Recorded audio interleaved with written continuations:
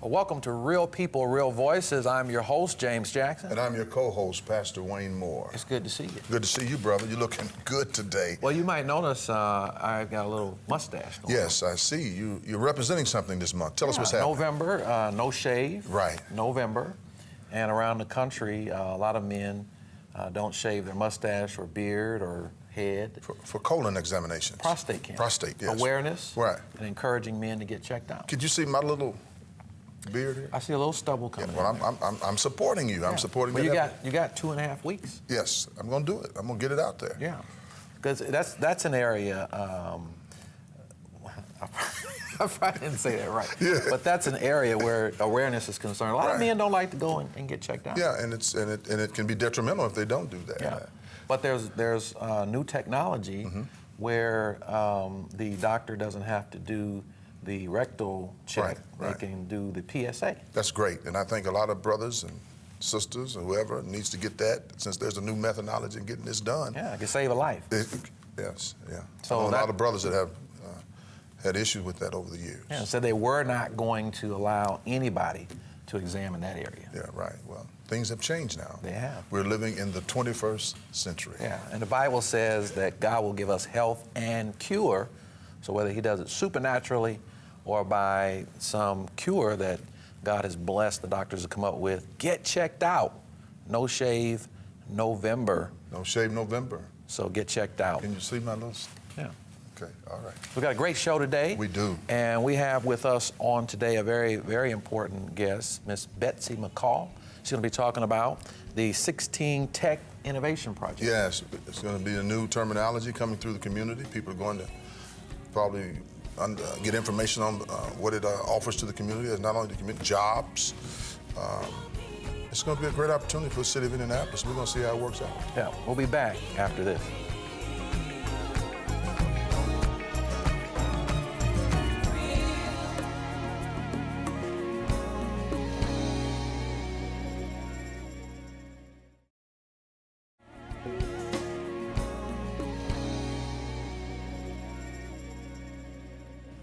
Welcome back to Real People, Real Voices. I'm James Jackson, your host. And I'm Pastor Wayne Moore. We have a great guest here. We want to welcome to the studio, Betsy McCaw.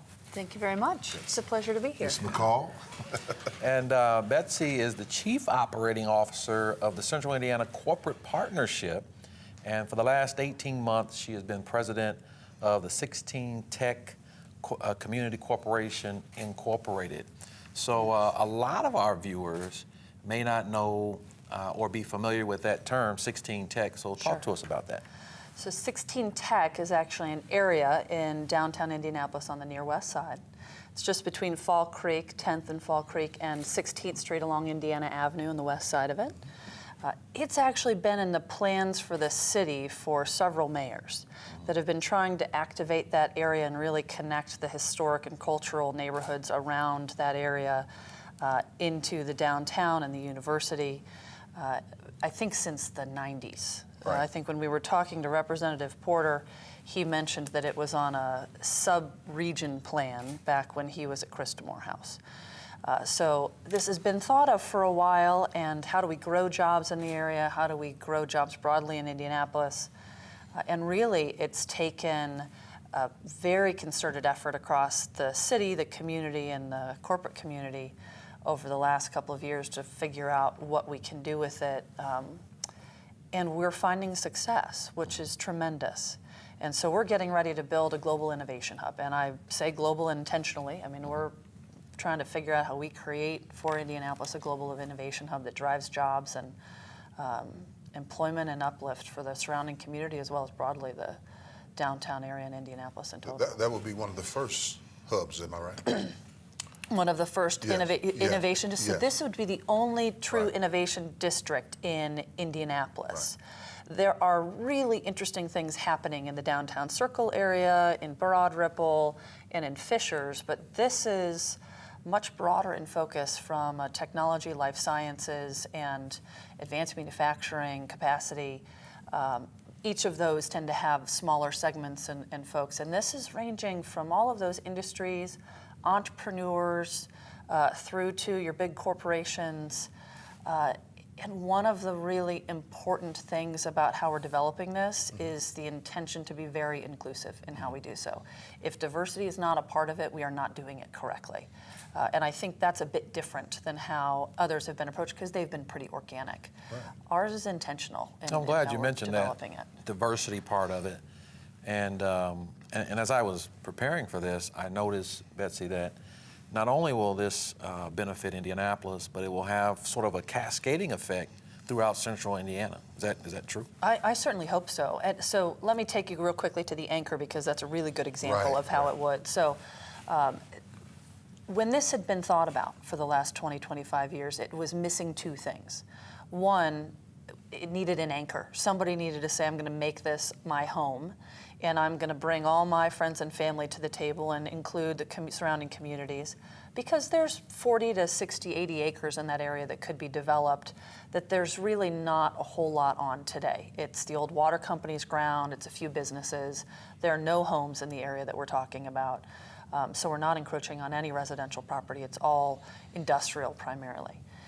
And so it needed an anchor, and then it also needed to deal with the fact that it's sitting on top of the old water company infrastructure, which if you want to build buildings, you can't build them on 60-inch water mains. Those need to be moved or dealt with. So that was going to require a great deal of funding.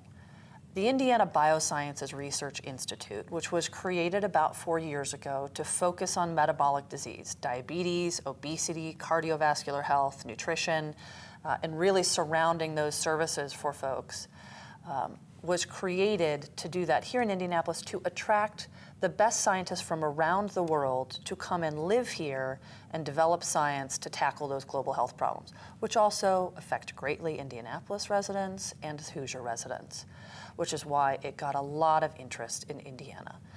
It was developed by our corporations by an organization called BioCrossroads, which is a part of CICP, my organization. And really, it's taken a great run over the last 4 years, a good deal of fundraising, and it needed a home. And it was going to foster entrepreneurial activity, global health advancements, and it chose 16 Tech. It loved the fact that it was within the surrounding communities. It's very close to the clinical and research assets at IUPUI, and really close to the companies that are effectively going to contract research for it. So you are right. It's not just about one specific area. It's about how do we tackle problems that are problems across our region and our state and the country and the world, and build that innovation here in this spot and advance broadly Indianapolis as a place known around the world as a hub of innovation. And I think it's going to be interesting. You're giving the statistics so far, 2,600 jobs. Yes, so that's phase one. So if you take a look at how we develop the first... Phase one, 2,600. Yeah, so phase one's about a 5 to 10 year time frame. Right. The first 2 to 3 we're building. We're digging roads, we're moving those water pipes, and the first buildings ought to be up in the next 2 years, probably at the end of 2018, begin of 2019. And then you'll see more and more buildings come online pretty quickly because we've gotten a great deal of interest in this. And so that first phase, which we expect to be about 2 million square feet, it includes office and innovation space, it includes residential space and retail, park space, because we're really creating a neighborhood, we're creating a campus within that area to connect to the surrounding communities and the university. But that first couple million square feet is about 2,700 jobs. It's great. That's great. And then phase two, which is about 20 years long, that's almost 9,000. So it's got an enormous amount of potential just in that small geography, but our intention is bigger. So if we're going to go ahead and put an economic anchor in what have historically been pretty disadvantaged communities, especially in the last 50 to 60 years in that area, we need to be not only intentional about who we're including in terms of the businesses and the residents, but also our outreach to the communities and ensuring that they're lifted while we're building this economic anchor. So that has led us to develop what will be a community investment fund for workforce and education in the surrounding communities, and very intentional outreach to ensure that. Let me ask a question. You mentioned diversity. So when I think of diversity as it relates to 16 Tech, I think about vendor contracts as it relates to diversity. How is that shaping up? And that's with regard to the development of The it. development of it, And yes. getting to the finish line. That's something that we want to come back and talk about in the next segment. Okay. I'm sure a lot of our vendors are not vendors, but viewers Sure. are very interested in how all that plays out. And it appears that there was a lot of bipartisan support for this project. You guys concluded some things with the council, I think, in 2015. Right, just about a year ago. Right. And so we want to kind of share with our viewing audience about that too. I think that would be important. I think it will be. Okay. We'll see how it works out. Yeah, so we want you to stay with us, and we also want you to encourage your friends and family to watch this show every week on Sundays at 6:30, on Wednesdays at 11 o'clock at night. Just a little bit better than the Tonight Show. It is. Believe me, it is. Yeah. So please encourage your friends, family to do that. And if you miss it on those 2 days, you can catch us on the TV40 YouTube channel, and any show that you may have missed or you would like to go back and revisit it and see it again, you can do it right there on the website. So stay tuned. We'll be back after this.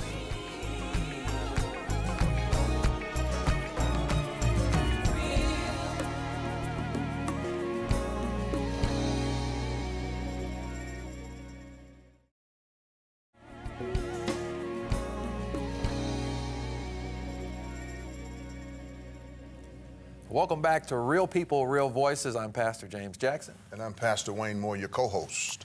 And we're excited about our guest today, Miss Betsy McCaw. And before the break, we were talking about two things. One, diversity. And we were also talking about the bipartisan support that you all have been able to get on this issue and sealing some things up last year. Which would you like me to tackle first? Diversity. Okay, Yes. terrific. So when I think about diversity, I think of it in three different ways with regards to 16 Tech. First, as you mentioned, the vendors and the contracts associated with two things, actually. One is the infrastructure build, which is what we got the city funding for a year ago, and I'll come back to that. So we have to move a number of water pipes. We're building a new road network. We're adding a bridge between this area and the university. As you know, that intersection at 10th and Indiana is pretty rough, so we want to create a more intentional connection to that downtown area. And so that will cost, that infrastructure costs about $55 million. Just for the infrastructure. Just for the infrastructure. 25 of it's water pipes. Wow. 25 of it is water, moving city water pipes is 21 million, and another 4 or 5 is local. I mean, we've got big stuff underneath the ground. All of downtown's water is supplied through pieces of this. Wow. And it dates back to over 100 years, so we've got to be quite careful about Now, is it. that going to really snarl the downtown traffic No, when this starts? actually. No, because there's not it actually happens off of Indiana. Okay. Right. So- Off back towards the water company. That's right. So, waterway itself may come down at a particular point because we're actually going to extend waterway a little bit, but it won't otherwise touch too many roads. When we come into 10th Street on the bridge, there will be a little bit of ruckus there at that point, but it won't be a whole lot. Is that why they extended the idea of Indiana Avenue all the way up to 16th Street? Many years ago, Oh, I don't know. many years ago, you really never considered, after you crossed 10th Street maybe, before you got to 10th Street, after you got to the bridge, I think Sure. you know where I'm talking about. Yes. We never looked at that as Indiana Avenue. Interesting. So that might be, because as I mentioned, that area has been seeking some sort of real economic push And for some identity time. as well. That's right. Yeah. Once you got past the old Wishart or the old General Yes, Hospital, yes. right there, we never considered that Indiana Avenue. Oh, interesting. Yeah, so maybe that's probably because they knew that 16 Tech was on the way. Maybe so. Yeah. That's terrific. So we, in our infrastructure, we have set goals that we've committed to the city to meet the city's requirements on diversity. I will say that one of the disappointing facts for me as we were going through this process was that within the workforce associated with the different trades, it's actually quite hard to hit those goals. And there needs to be a lot more training and workforce development to enable folks like us to hit the goals as well as we could. Now, we're going to get there because we've made a commitment. So will 16 Tech help on the back end to solve that problem? Yes. So what we've developed a community investment fund. And that community investment fund will take 20 cents per square foot from all of the rents within the innovation community over time. And that will be built into all of the contracts with tenants and developers. And so it will grow as our square footage grows. And the usage of those funds is back to the community in education and workforce development. Phenomenal. Yeah.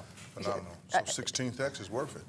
I sure hope so. Yeah, I hope it is too. I think it's one of those things that we can look forward to, and to see some of these young people gain support as it relates to jobs and trades. A lot of trade situations going on. Yes, as I mentioned, we've got the infrastructure. The same thing will happen on the vertical development of the buildings. And then the third piece for us is the jobs that will be there that are STEM-related, science, technology, engineering, and math-related jobs in these industries, life sciences, advanced manufacturing, and technology, where there's also a diversity gap.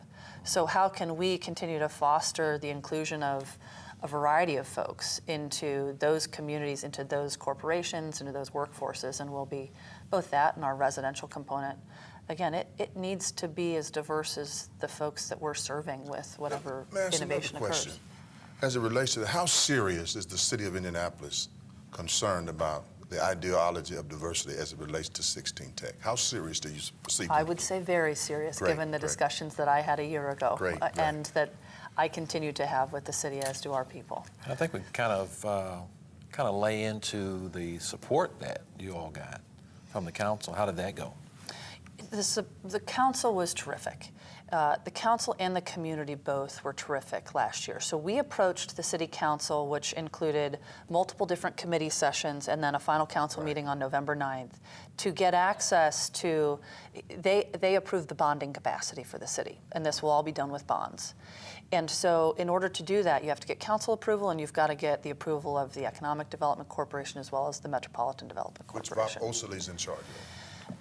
Yes, Councilor Osley certainly has his hands in many pieces of this, because this is all in his district. It's all about his community, and he has been a tremendous supporter of this. And he really led the charge with the council. He and President Lewis were really phenomenal all the way through our time with the council and the work with the council last year. And really, when it came down on November 9th, the jobs component was big. The diversity component was obviously a major factor. We knew we were going to commit to these diversity requirements, but we needed to make sure that was really written the right way and understood appropriately, that they felt comfortable with it, and that our commitment was solid. Great. So I think we're going to see some exciting things happen over the next few years. Yeah, I think we're going to see some. I like the ideology of putting people in a position to where they can get education to be employed. I think, really, truthfully, publicly, I'm sold on 16 Tech if it can do that for the community. And if it can do that for the community, and then, at the same time, gain the reputation nationally, I mean, that gives Indianapolis a great leg up. So is this a model that we're creating, or is this something that we've seen happen in other cities, and we saw it as viable, had some viability here? Right. A little bit of both. So there are innovation districts around the country and other places. So where that happens, we're not unique. Where we are unique is the way this is getting started, which is the corporate community said this is something needed to attract the right kind of talent, to develop the right kind of talent, and retain the right folks here in the city. And we need to be very intentional about that in Indianapolis. And Indiana University, IUPUI, bought into it 100%. Yes, so IU is on our board. They're actually a landowner in the area, and they'll be working with us to contribute their land to part of this. There are about 5 different landowners all contributing their ground to this. Some via charitable contributions, some have to do it other ways. But the landowners have been terrific, and IU being one of those. The Indiana Biosciences Research Institute has some of that ground that the city provided it a year ago. Health and Hospital Corporation's been an incredible supporter, IU Health. And so we've got, beyond the city of Indianapolis, we've got these landowners that have all been sitting around the table trying to figure out, okay, how do we make this work in the right way? What does this master plan look like? And you're in a medical complex anyway, if you really think about it. That's right. We're right next door to many medical complexes, so that's helpful. And as we build this out, and with our board intentionally, folks like Jeff Harrison from Citizens Energy Group is on our board, Dave Lewis from AT&T. Former Mayor Peterson's on there. Yes, former Mayor Peterson, Kristen Mays Corbett from Mays Chemical, Maria Rose from Cummins. We've got a number of folks on our board from multiple industries and healthcare to make sure, in the university component, to make sure we're really thinking broadly about what we do here from an industry perspective and a people perspective and an impact perspective. Great news. Thank Excited you about it. very Best much. wishes going forward. I appreciate this. And we hope to have you back. I'd love to come back. Yeah. And we hope to have you back as well. We're going to have the rundown here in just a moment, so don't go away. We'll be back after this.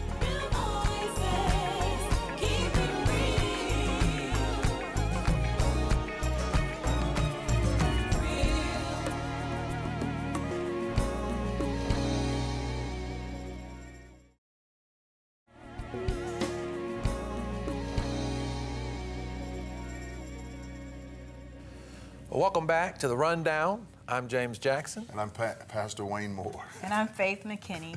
Yeah, our executive producer, and we're glad that you're back with us here with Real People, Real Voices. What an exciting segment. It was. Both Absolutely. segments were exciting. Oh yeah, that Betsy McCall, she is on it. I mean, she knows her stuff, and I can't wait until 16 Tech starts. I believe that it's really going to be a benefit to our community globally. Yeah.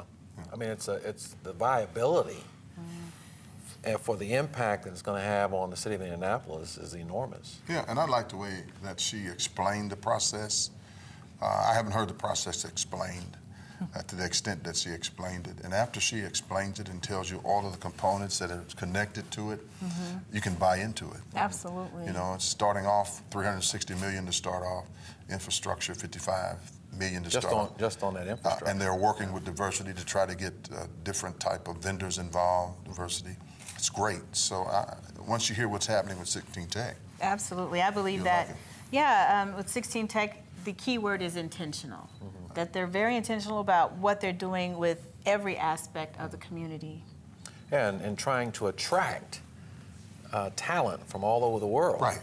Now I think that has a major impact on our city. Yeah. And Central I think, Indiana. Like Silicon Valley is in California, and then in Texas, they have a tech center there as well. So to attract it to the tech community to Indianapolis would be huge. Yeah, being the crossroads of America, you can Absolutely. pretty much get to wherever you need to be. And IUPUI is right in the center of that hub.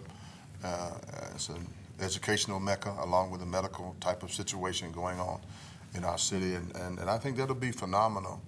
And I'm glad I got the information today. I was educated as much as anybody here today. And Yeah. I urge people in that community, because I grew up in that community, Yeah. to support 16 Tech. And it appears that they do have the support. Right. It appears that the city council, who have constituency in those surrounding areas, are in support of this. They did their due diligence in having the community meetings. As we understand it, in this spring, as Betsy McCall indicated, they're going to be doing some more interaction with the community. Right. And I think that's something you do to make sure you can continue to have that support, because it's a major project. And I think the yeah. counselors ought to be involved in that communication as well, Yeah. to make sure that they stand behind the decision that they made to see 16 Tech to be a phenomenal Yeah. adventure for Yeah. the city of Absolutely. Indianapolis. I think it will be a benefit for, even the smallest of the entrepreneurs. We just figure out how we can tap into that, how we could participate in such a global movement as 16 Tech. And wow. Yeah, I would like to have heard more from our council. Yeah. Just in the community Right. about such a big project. Right. I mean, I know they. And I think that's what I'm talking about. Yeah, they were in support of it, but as Community people. Yeah, as a community leader, I've heard more about it today than I've heard in the past. Yeah. But we're going to pray that it's successful. And I like the idea of they're going to provide resources for people to go to school and to become educated, to be a part of 16 Tech. Yeah. That's phenomenal. And we're glad that you're here to hear about it. And if you want to know more information about it, send us an email at pastorjamesjackson@gmail.com, or you can email Wayne Moore. Right. MoreWayne13@yahoo.com. More Wayne, how about More that? Wayne. You get more Wayne. Yes. We'll see you next time on Real People, Real Voices. So long.